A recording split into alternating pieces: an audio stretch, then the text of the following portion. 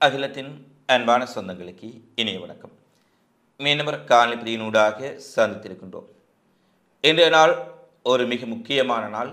ஏறக்குறைய 15 மாதங்கள் 450 நாட்களை கடந்து நடைபெற்று கொண்டிருந்த காசா யுத்தம் ஓரளவு முடிவுக்கு வந்திருக்கின்றது. போர் நிறுத்தம் தற்போது அமலுக்கு வந்திருக்கின்றது. நிச்சயமாக இந்த காணொளி பதிவுகளை அக்டோபர் 7 முதல் ஏறக்குறைய 15 மாதங்கள் எந்தவித சமரசமும் இன்றி பாலஸ்தீன மக்கள் மீதான அடக்கு ஒடுக்குமுறைகளையும் ஸ்டேலினுடைய அட்டூழியங்களையும் தொடர்ச்சியாக நாங்கள் பதிவேற்றி வந்தோம் என்ற நம்பிக்கையோடு இன்றைய போர் நிறுத்தத்தில் காசாவில் நிலைமை எவ்வாறு இருக்கின்றது, அது தொடர்பான சம்பவங்கள் தற்போது என்ன நடைபெற்றிருக்கின்றது, அது தொடர்பான நேரடி காணொளிகளையும் இணைத்திருக்கின்றோம். இன்று காசாவில் நிலைமை எவ்வாறு இருக்கின்றது, காசாவில் போர் நிறுத்தம் எவ்வாறான செய்திகளை அங்கிருக்கும் மக்கள் சொல்லியிருக்கின்றார்கள் என்பதை இந்த காணொளியில் விரிவாக பார்க்கலாம்.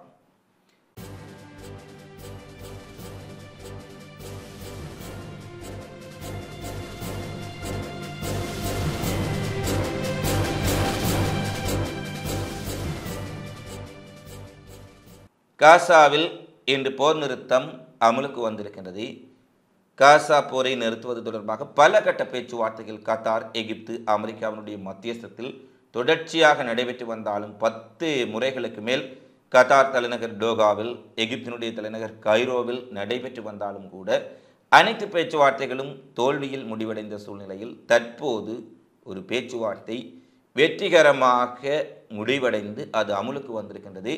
அமுல்படுத்தக்கூடிய இறுதி கணங்களில் கூட அந்த பேச்சுவார்த்தை எங்கே தோல்வியடைந்து விடுமா, போர் நிறுத்த ஒப்பந்தம் அமுல்படுத்த விடாதா என்ற மிகப்பெரிய பதற்றத்தை இன்று காலை முதல் ஏற்படுத்தியிருந்தது. இந்த காணொளி பதிவேற்றத்தை நாங்கள் தாமதமாக வழங்குவதற்கு கூட அதுதான் காரணமாக இருக்கின்றது. ஏனெனில் ஜிஎம்டி நேரப்படி காலை 8:30 மணிக்கு காசாவில் போர் நிறுத்தம் அமுலாகும் என கூறப்பட்டாலும் கூட ஹமாஸ் இயக்கத்தினர் தாங்கள் இன்று விடுதலை செய்யக்கூடிய இஸ்ரேலிய பணைய கைதிகளின் விடுதலை பட்டியலை வழங்கவில்லை என தெரிவித்து இஸ்ரேல் கொடூரமான தாக்குதலை நடத்தியதன் காரணமாக எங்கே இந்த ஒப்பந்தம் மீண்டும் காற்றில் பறக்க விட்டுப்படுமா என்று ஒரு அச்சம் எழுந்தது. ஆனால் ஹமாஸ் தங்களுடைய தொழில்நுட்ப தடங்கள் காரணமாக, ஏனெனில் அவர்கள் அதிகளவான தொலைத்தொடர்பு சாதனங்களை பயன்படுத்த முடியாத சூழ்நிலை காணப்படுகின்றது. இஸ்ரேல் அந்த சாதனங்களை பயன்படுத்தக்கூடிய இடங்களை வைத்து தாக்குவதால் தொழில்நுட்ப நிலைமை தடங்கள் காரணமாக அது தாமதமாகலாம் என தெரிவித்திருந்தார்கள். ஆனால் நிச்சயமாக வெளியிடுவோம் என தெரிவித்திருந்தும் கூட ஹமாஸினுடைய பட்டியல் வெளியீடு செய்வதற்கு சில மணித்தியாலங்கள் முன்பாக நீண்ட நாட்களாக 15 மாதங்களாக தங்களுடைய வீடுகளுக்கு செல்ல முடியாமல் மிகப்பெரிய துயரை, தங்களுடைய உறவுகளை எல்லாம் இழந்துவிட்டு, உடைமைகளை இழந்துவிட்டு, உயிரை மட்டும் கையில் பிடித்து கொண்டு தங்களுடைய சொந்த பிரதேசங்களை, தாயக நிலத்தை பார்ப்பதற்காக சென்ற பாலஸ்தீனர்கள் மீது ஒரு கொடூரமான தாக்குதலை நடத்தி 16 பொதுமக்களை கொன்று ஒரு ஈனத்தனமான செயலை இஸ்ரேல் செய்திருக்கின்றார்கள். இந்த போர் நிறுத்த ஒப்பந்தம் கச்சாத்திடப்பட்டு அது அமுலுக்கு வருவதாக கூறப்பட்ட சூழ்நிலையில் ஹமாஸ் தங்களுடைய பட்டியலை வெளியிடப் போவதாக சில தடங்கல்களால் சில மணி நீக்க வேண்டிய பணைய கைதிகளின் பட்டியலை வழங்குவதில் ஏற்பட்ட தாமதத்திற்கு தொழில்நுட்ப காரணங்கள் மட்டுமே காரணம் எனவும் இதை ஹமாஸ் வேண்டுமென்று செய்யவில்லை என்பதை அவர்கள் தெளிவுபடுத்தி இருக்கின்றார்கள். இந்த நிலையில் 3 பணைய கைதிகள், பெண் பணைய கைதிகள் தான் முதலில் விடுதலை செய்ய போகின்றார்கள்.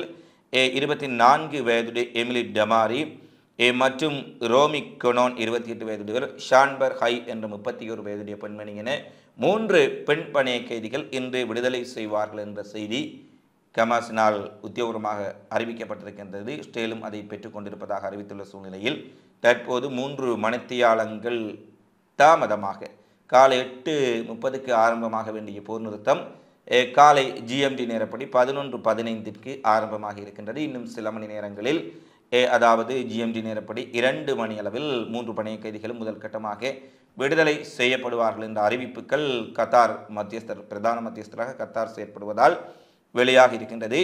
அதேபோல இந்த 7 நாட்களுக்குள், இன்றிலிருந்து 7 நாட்களுக்குள் அடுத்த 4 பணைய கைதிகளும் விடுதலை செய்யப்படுவார்கள். 7 நாட்களுக்குள் 7 பணைய கைதிகள் விடுதலை உறுதிப்படுத்தப்படும் என்பதை ஹமாஸ் தெரிவித்திருக்கின்றது. எனவே இந்த 7 கைதிகளும் விடுதலை செய்யப்பட்டு அடுத்த வாரம் செல்கின்ற பொழுது முதல் 15 நாட்களுக்குள் படிப்படியாக இஸ்ரேலிய இராணுவம் வடக்கு காசா, மத்திய காசா பகுதிகளில் இருந்து வெளியேற வேண்டும் என்ற கோரிக்கை முன்வைக்கப்பட்டிருக்கின்றது. இன்று ராஃபா மற்றும் பல்வேறுபட்ட பகுதிகளில் இருந்து இஸ்ரேல் இராணுவம் பின்வாங்க தொடங்கியிருப்பதாகவும் அவர்கள் பிலடெல்பி காரிடாரை சென்றடைந்திருக்கின்றார்கள் என்ற செய்தியும் வெளியாக இருக்கின்றது. இருந்த போதிலும் முற்றாக மக்கள் செறிவுமிக்க பகுதிகளில் இருந்து அவர்கள் வெளியேற வேண்டும் என்ற ஒரு செய்தி முக்கியமாக இந்த மக்களை காப்பாற்றுவதில் ஈடுபட்டிருந்த சிவில் பாதுகாப்பு உத்தியோகத்தர்கள் பாதுகாப்பு குழுக்கள் இந்த போர் நிறுத்த ஒப்பந்தத்தை காசா தெருக்களிலே தங்களுடைய வாகனங்களில் அணிவகுத்து சென்று கொண்டாடக்கூடிய காட்சிகளும் வெளியாக இருக்கின்றன. தங்களுடைய உயிரை துச்சமாக மதித்து 15 மாதங்கள் கடமையாற்றியவர்கள் இன்று ஓரளவுக்காவது இந்த போர் நிறுத்தம் அமைதியை கொண்டு வரும், இந்த யுத்தத்தை நிறுத்திவிடும், அமைதியை ஏற்படுத்திவிடும் என்ற நம்பிக்கையில் அவர்கள் அங்கே மகிழ்ச்சி ஆரவாரம் செய்வதை பார்க்கக்கூடியதாக இருக்கின்றது. அதே போல இஸ்ரேலுடன் போர் நிறுத்தம் அமுலுக்கு வரும் சூழ்நிலையில் தெற்கு காசாவின் ரஃபா பகுதியில் ஆயுதங்கள் சகிதம் ஹமாஸ் அமைப்பின் இயக்க போராளிகள் அணிவகுத்து செல்லக்கூடிய காட்சிகளையும் அவர்களுக்கு மக்கள் கையிலாக கொடுப்பது, இனிப்புகளை பரிமாறுவது போன்ற காட்சிகளையும் பார்க்கக்கூடியதாக இருக்கின்றது. இத்தனை இழப்புக்கள், இத்தனை வலிகள், இத்தனை சோதனைகளை கடந்தும் ஹமாஸ் இயக்கத்தினருடன் அங்கிருக்கும் பாலஸ்தீனர்கள் இருக்கக்கூடிய நெருக்கம் நிச்சயமாக அவர்களுக்கு இந்த பாலஸ்தீன விடுதலை மீதான பற்றுறுதியை திட்ட தெளிவாக காட்டுகின்றது. ஏனெனில் 46,000 பொதுமக்கள் கொல்லப்பட்டிருக்கின்றார்கள். பலருடைய லட்சக்கணக்கானவர்களுடைய வீடுகள் நிர்மூலமாக்கப்பட்டிருக்கின்றன. இந்த நிலையில் தற்போது மக்கள் உடனடியாக திரும்ப வேண்டாம் என கூறினாலும், ஏனெனில் அங்கு வெடிக்கும் சாதனங்கள் இருக்கலாம், கண்ணி வெடிகள் இருக்கலாம், ஆபத்தான பொருட்கள் இருக்கலாம் என சற்று தாமதித்து செல்லுமாறு குறிப்பிட்டாலும் கூட மக்கள் மிக வேகமாக தங்களுடைய வீடுகளை நோக்கி செல்லக்கூடிய காட்சிகள் நிச்சயமாக பார்ப்போரை நிகழ வைத்திருக்கின்றது. அங்கிருக்கும் வீடுகள் எல்லாம் தரைமட்டமாக கற்குவியல்களாகத்தான் இருக்கின்றன. அங்கு அல் ஜசீரா தொலைக்காட்சி ஊடக நிருபர்கள் அரபியில் அந்த மக்களிடம் வந்து கேள்விகளை கேட்கின்ற பொழுது, அங்கு செல்லக்கூடியவர்களை கேட்கின்ற பொழுது சில விடயங்களை நாங்கள் அவற்றை தமிழில் உங்களுக்கு பகிர்ந்து கொள்கின்றோம். ஒரு முதியவர், 70 வயதுக்கு மேற்பட்ட முதியவர் ராஃபாவில் இருக்கக்கூடிய தன்னுடைய வீட்டை நோக்கி மிக வேகமாக நடந்து கொண்டிருக்கின்றார். அவருடைய ஒரு கால் காயமடைந்திருப்பதால் அவர் ஊன்றுகோலை வைத்தபடியே வேகமாக நடக்கும்போது அல் ஜசீரா தொலைக்காட்சியினுடைய நிருபர் கேட்கின்றார், உங்களுக்கு மிகுந்த சிரமத்தின் மத்தியில் மீண்டும் ராஃபாவுக்கு செல்கின்றீர்கள், ஆனால் அங்கு ராஃபாவில் ஏறக்குறைய அனைத்து கட்டிடங்களுமே இஸ்ரேலினால் தரைமட்டமாக்கப்பட்டிருக்கின்றன, இப்போது உங்களுடைய உணர்வுகள் எவ்வாறு இருக்கின்றன என்று கேட்கப்பட்ட கேள்விகளுக்கு அவர் குறிப்பிடுகின்றார், எங்களுடைய வீடுகளையும் கட்டிடங்களையும் எங்களுடைய நகரத்தையும் அவர்கள் அழித்து விட்டார்கள், ஆனால் ஒரு பாலஸ்தீன நாடு உருவாக வேண்டும் என்ற எங்கள் கனவை அவர்களால் அழிக்க முடியவில்லை. இந்த நிலம் இருக்கின்ற வரை, இந்த பாலஸ்தீன நிலம் எங்களுடைய பகுதியில் இருக்கின்ற வரை இந்த நிலத்தை நாங்கள் எதிர்கால சந்ததிக்காக மீண்டும் மீண்டும் கட்டி எழுப்பிக் கொண்டே இருப்போம், அது எத்தனை இழப்புக்கள் ஏற்பட்டாலும் என்று உருக்கமான ஒரு செய்தியை குறிப்பிடுகின்றார். அதே போல் அவர் குறிப்பிடுகின்றார், என்னுடைய வீடு முற்றாக இடிக்கப்பட்டதாக, தாக்குதலில் முற்றாக தரைமட்டமானதாக நான் அறிந்து கொள்கின்றேன். இருந்த போதிலும் அந்த நிலத்தில் என்னுடைய இறுதி நாட்களில் ஒரு கூடாரத்தை அமைத்தாவது நான் தங்கி இருக்க வேண்டும், அங்கே இருக்கக்கூடிய அந்த என் சொந்த வாழ்ந்த என்னுடைய பாலஸ்தீன நிலத்திலே என்னுடைய உயிர் அங்கு பிரிந்த வேண்டும், அதுவே என்னுடைய ஆசையாக இருக்கின்றது. அது கற்குவியலாக இருந்தாலும் சரி, மிகப்பெரிய அளவிலான போர் தின்றுவிட்ட பூமியாக இருந்தாலும் சரி, அந்த என்னுடைய சொந்த நாங்கள் வாழ்ந்த நிலத்திலே ஒரு கூடாரங்களை அமைத்து அந்த கூடாரத்திலே நான் இறுதியில் என்னுடைய உயிர் பிரிய வேண்டும், அதுதான் என்னுடைய விருப்பமாக இருக்கின்றது என மிக உருக்கமாக பதிவு செய்திருக்கின்றார். அல் ஜசீரா அரபி தொலைக்காட்சியை பார்க்கக்கூடிய நண்பர்கள் அந்த காணொளி பதிவை பார்க்க முடியும். நிச்சயமாக அங்கு இருக்கக்கூடிய மக்கள் இத்தனை இழப்புகளின் பின்னரும் 46,000 பேர் கொல்லப்பட்டிருக்கின்றார்கள். அவர்களுடைய அன்புக்குரியவர்கள் வீடுகள் முழுவதும் இறந்திருக்கின்றார்கள்.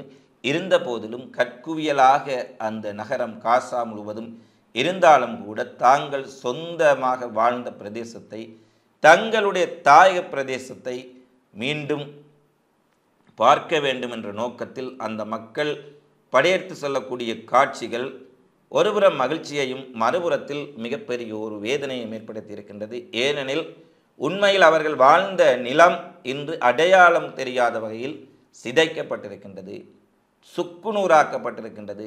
அவர்கள் வாழ்ந்த வீடுகள், அவர்கள் ஓடித்திருந்த தெருக்கள், அவர்களுடைய பள்ளிவாசல்கள், பாடசாலைகள், உணவகங்கள், அவர்களுடைய நகரங்கள், வர்த்தக ஸ்தாபனங்கள் அனைத்துமே இஸ்ரேலினால் கண்மூடித்தனமாக அளிக்கப்பட்டிருக்கின்றன. இருந்த போதிலும் அவர்கள் மனதில் நம்பிக்கையுடன் செல்கின்றார்கள். இந்த காசாவை நாங்கள் கட்டி எழுப்புவோம், எங்களுக்கு இந்த அரபுலகம் இஸ்லாமிய நாடுகள் உதவி புரிவார்கள், மீண்டும் இந்த நிலத்திலே ஒரு பாலஸ்தீன தேசம் அமைக்கப்படும், அப்போது ஒரு சுதந்திரமான குடிமக்களாக பாலஸ்தீன கனவை நெடுங்காலமாக சுமந்து வந்த மக்களாக அவர்கள் தலை நிமிர்ந்து வாழ முடியும் என்ற நம்பிக்கையோடு அவர்கள் மீண்டும் அந்த இடிக்கப்பட்ட கற்குவியல்களாக இருக்கக்கூடிய தங்களுடைய நகரத்தை நோக்கி பயணிக்க தொடங்கி இருக்கின்றார்கள். இந்த பயணம் நிச்சயமாக ஒரு மாற்றத்தை ஏற்படுத்த வேண்டும். உலக நாடுகள், அரபுலக நாடுகள் என்பதற்கு அப்பால் இந்த உலக நாடுகள் கண்களுக்கு முன்னால் இந்த 15 மாத காலமாக இஸ்ரேல் மிக கொடூரமாக அவர்களை இனப்படுகொலை செய்திருக்கின்றார்கள். சர்வதேச குற்றவியல் நீதிமன்றம் கூட இது இனப்படுகொலை தான் என்பதை சான்றளித்து நிதஞ்சாக அவருடைய கூட்டாளிகளுக்கெல்லாம் பிடியாரண்டை பிறப்பித்திருக்கின்றார்கள். இந்த நிலையில் இந்த மக்கள் இனியாவது நிம்மதியாக சுதந்திரமாக அவர்களுடைய நிலத்திலே வாழ்வதற்கு ஒரு அமைதியான, முழுமையான அமைதியான ஒரு போர் நிறுத்தம் ஏற்படுத்தப்பட வேண்டும். காசா முற்றாக கட்டியெழுப்பப்பட வேண்டும். இவ்வளவு தியாகங்களின் பின்னரும் நம்பிக்கையோடு இருக்கின்ற அந்த மக்கள் நிச்சயமாக அந்த பாலஸ்தீன கனவு வெற்றியடைய வேண்டும் என்ற பிரார்த்தனையோடு மீண்டும் ஒரு முறை அந்த பிரதேசத்தில் யுத்தமற்ற, போரற்ற, வன்முறையற்ற, மரணங்களற்ற ஒரு பூமியாக காசா மாற வேண்டும் என்ற நம்பிக்கையோடும் இன்று காசாவில் ஆரம்பித்த போர் நிறுத்தம் நிச்சயமாக ஒரு முழுமையான, நிறைவான, நீடித்த போர் நிறுத்தமாக அமைய வேண்டும் என்ற பிரார்த்தனையோடும் இந்த காணொலி பதிவை நாங்கள் நிறைவு செய்கின்றோம். இந்த காசாவில் வரக்கூடிய மக்கள், அங்கு அவர்கள் தெரிவித்திருக்கக்கூடிய கருத்துக்கள் போன்ற காணொலி பதிவுகளையும் இங்கே இணைத்திருக்கின்றோம். அடுத்து பணைய கைதிகள் விடுதலை செய்யப்பட்ட பின்னர் அது எவ்வாறு இருக்கின்றது, காசாவில் அடுத்து மக்கள் வருகை, அதன் பின் மக்களுடைய கருத்துக்கள் எவ்வாறு இருக்கின்றது என்பது தொடர்பான அடுத்த காணொலியில் விரிவான தகவல்களையும் பேசுவோம் என தெரிவித்துக் கொண்டு, இதுவரை இந்த பாலஸ்தீனம் சார்ந்து நாங்கள் 15 மாத காலமாக வழங்கி இருக்கக்கூடிய செய்திகளை நிச்சயமாக எங்களால் இயன்ற அளவுக்கு பாலஸ்தீனத்திலும் பாலஸ்தீனத்தை சுற்றியும் நடைபெறக்கூடிய அத்தனை நிகழ்வுகளையும் சமநிலை தன்மையோடு, நடுநிலையோடு, அங்கிருக்கக்கூடிய மக்களின் உடைய அடக்குமுறைகளுக்கு எதிராக எங்களுடைய குரலை பதிவு செய்திருக்கின்றோம் என்ற நம்பிக்கையோடு இந்த போர் நிறுத்த காலத்திலே உங்களுக்கு இந்த அமைதியான, நிம்மதியான செய்தியையும் பகிர்ந்து கொண்டு இந்த காணொலி பதிவு தொடர்பிலான உங்களது மதிப்பான கருத்துக்களை தவறாமல் கமெண்ட்ஸில் பதிவிடுங்கள் என கேட்டுக்கொண்டு மீண்டும் ஒரு காணொலியில் உங்களை சந்திக்கும் வரை உங்களிடமிருந்து விடைபெறும் நான் உங்கள் அன்பின் சந்துரு. வணக்கம்.